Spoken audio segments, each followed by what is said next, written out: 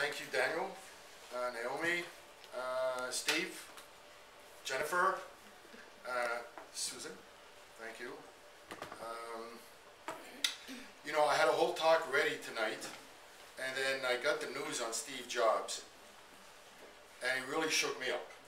So I decided I'm going to do a little shift on you, and I'm going to change the topic.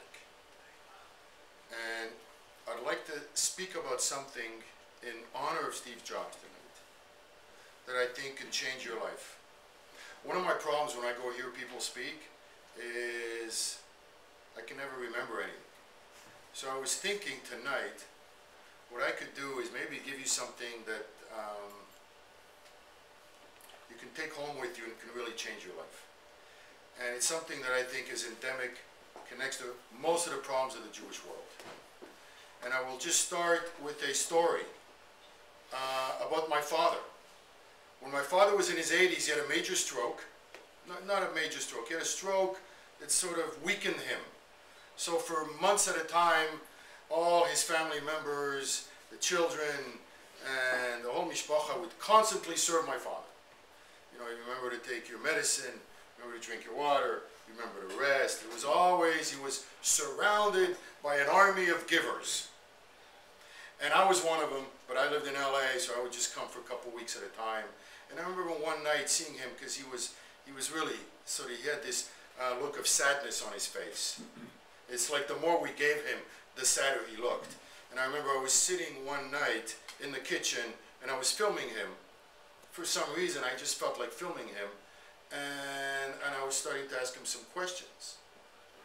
And again, as I was asking questions, I said, did you take your water? Did you take your medicine, right? I had that instinct of giving. And my nephew was just sitting there. He was getting ready for his bar mitzvah. He was practicing for his bar mitzvah class, so he said to my father, do you want to help Davido with his bar mitzvah lessons? And I saw his eyes lit up. And then I remember my father was a math teacher, and he used to love when we asked him questions. So I asked him for the square root of 121. And then his eyes lit up. That was a game-changing moment in my life. On Shavuot night, I said this story to somebody, and it was an older man, in his well, not that old, middle-aged man. Came up to me after I spoke, and he was crying. And I said, why are you crying? He says, I was in Israel last week, and I was very tired. It was in the afternoon, and I told my mother I was tired. And she said, do you want to use my bed? Take a nap in my bed. And I said, no, I can't use your bed. His father had passed away. It's not right. It's dishonoring you for me to use your bed. And she says, please, use my bed. You're tired. You had a small apartment. It was the only really good bed. So he says, so why are you crying now? He says, I'm crying because I said no to my mother. I'm crying because I didn't let my mother give me something. I thought I was doing her a favor by saying no. So it just struck me that this piece of information has really changed my life personally. That when our previous speaker spoke about freedom, what do we do with this freedom? Freedom also means the freedom to be miserable, the freedom to be selfish, the freedom to be self-absorbed, and the freedom to not care about what somebody else thinks. And I will tell you that there is an endemic problem in the world, and I'm one of the enemies, because I had an advertising agency for 25 years. And one of the things that is the enemy of advertising is curiosity. We don't want you to think. We want you to react. We want you to like something. Imagine when you drive by Sunset Boulevard and you see billboards. The billboard is there to make you like something now. The billboard is not there to encourage you to think. The billboard is there to make you like something. We have become a society of likes and dislikes, which makes a lot of money. You have to understand, it's the profit motive. So we are surrounded by everything that discourages the real secret to happiness in life, which is curiosity. Now think, when's the last time you were in a synagogue and you heard a rabbi promote curiosity? You know, When was the first time? When was the first time? You know, the cousin, you know, Thanksgiving table, you have all the popular people, and there's always that sort of Always somebody who's not that popular, you know, sort of keeps to herself or himself, not the charismatic speaker, and it's not the glamorous. On the table of attributes, the glamorous attributes, compassion, generosity, integrity, honesty, those are the glamorous compassions. Those are the glamorous attributes. Where does curiosity fit into it? Maybe, if I have time. But it's really, in my view, it's the game-changing attribute that can fix a million problems in life. When you look at the Jewish world and you look at the problems that we have, I remember in my ad agency, we used to have, you know, it was a little bit of a schizophrenic ad agency because we had, you know, the whole classic agency world, and then all the Hasidic rabbis would keep coming in to the agency, and, you know, you wonder what kind of a place it was. But I remember when the rabbis would come, I always made it a point to ask them to sing a song, you know, that they were there, that was part of them. And the amazing thing is how happy I made them when I asked them to give me something. So when we talked about all the isms are bad, it's true. But I think tonight we can create a new ism. We create the only good ism that I can think of is receivism. Because Jews are really good at giving. And we have to stop becoming, we have to stop this reflex, this instinct, this obsession with giving. We give too much and we don't know how to take. And we don't know how to receive. The greatest thing you can do to your husband or your wife is ask him, what do you think about this? I want your advice. I want your idea. Why? Because giving is the greatest joy in the world. But if you keep giving, you're not giving anybody else the chance to give.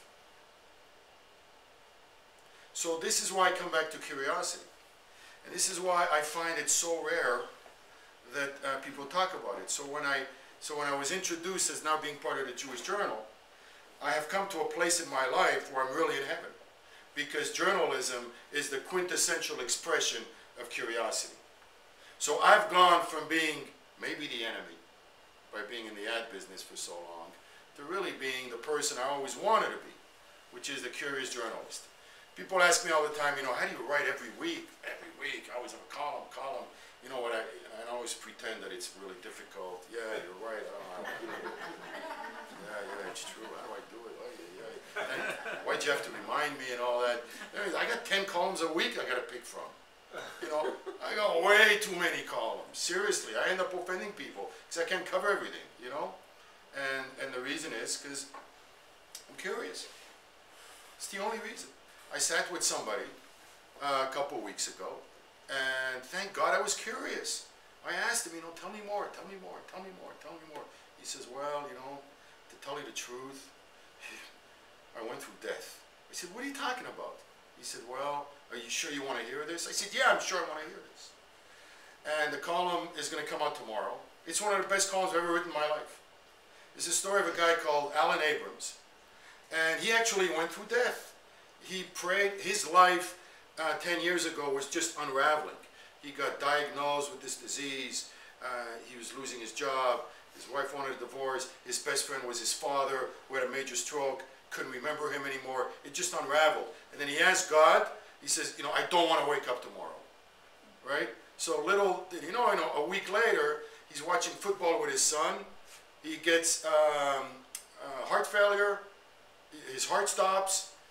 They rush him to the emergency. They put him in the ICU. Complete total organ failure. 2 days later, his blessing comes through. His heart stops.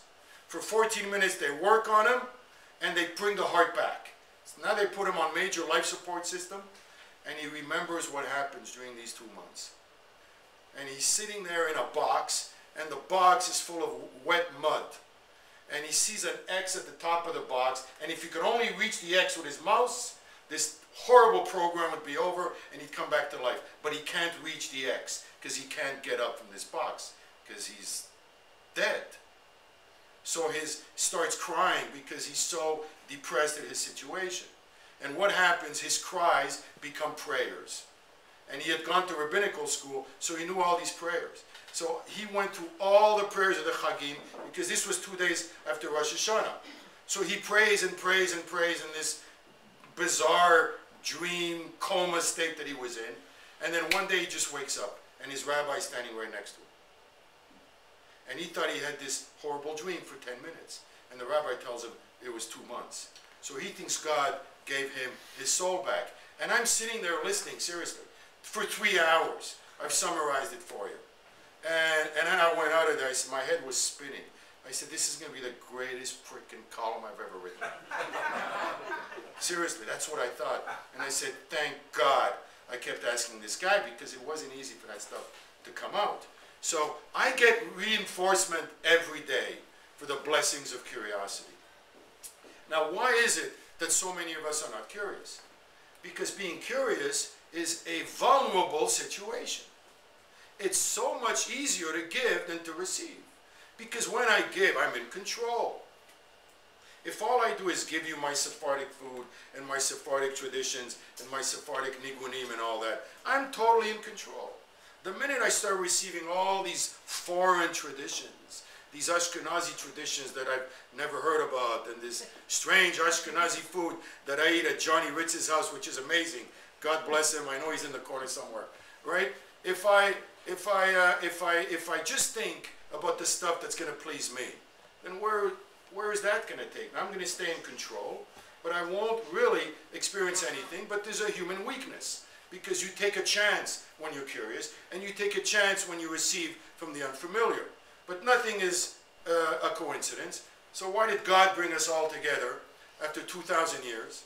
My great-grandfather never met an Ashkenazi in his life. My great-great-grandfather never met an Ashkenazi. And you can go back to the year 70, when the temple got destroyed, and we all split up. We went all around the world. 1900 years later, we all meet on Fairfax, and we say the same Kiddush. How do you figure that? We do more editing in 5 minutes of the Jewish Journal than the Jewish people have done in 1900 years. How do you figure that? So after 1900 years, we all reconnect, and somehow we are blessed. I am blessed to be living in this generation, and not from 2, 3, 4 generations ago, because I get to meet all kinds of amazing different Jews. And for me, that's the greatest blessing in the world. Monday night, I was at Magen David, and there was a selichot from all the Sephardic countries. It was an unbelievable moment. And I brought an Ashkenazi friend with me. And she was blown away. She says, I have never heard this music before. Right? She's an Ashkenazi girl, and she loved it. And I said, well, this is what I live for. I will, you know, on Shabbos, I will go to a Yemenite minyan. I'll go from a Sephardic to an Ashkenazi to Yemenite minyan hidden behind the Chabad school, and they're chanting like they were in the desert from 3,000 years ago. And it's a whole other world. On Rosh Hashanah, I walk 10 seconds from 2 completely different worlds. The Sephardic minyan at Magen David, you walk across and you have Gabe Elias's Ashkenazi minyan. 2 different worlds. They're saying the same words. And I'm fascinated by this. And we are privileged to be living in this generation where we could, you know, ignite this incredible human attribute called curiosity that looks risky, but it's really not. It's the ultimate nourishment. So in journalism, this is what we do. We're constant sponges, and we give it back. So why am I honoring Steve Jobs tonight? Because Steve Jobs was the ultimate listener. I have my iPhone. Right? So, you know, all the iPhones at the time, you want to get your emails, you press 1, then 2, then 3. Steve Jobs really, really listened. He said, you know, I think Suissa would probably want to press once. He listens. And the secret of Apple is, you know, I used to be in the ad business, so I know, because the people worked on that account, they were the greatest consumer listeners ever. So when you hear about the success of Apple, that's where it starts. And how does it connect to our life personally? It makes us better people. It makes us more interesting people. My favorite kind of people in the world are curious people. Whenever I go back and I look at my heroes, whether it's rabbis or so forth, they usually go people who are like sponges, because it gives you more, it doesn't just create wisdom, it just creates a more interesting kind of person.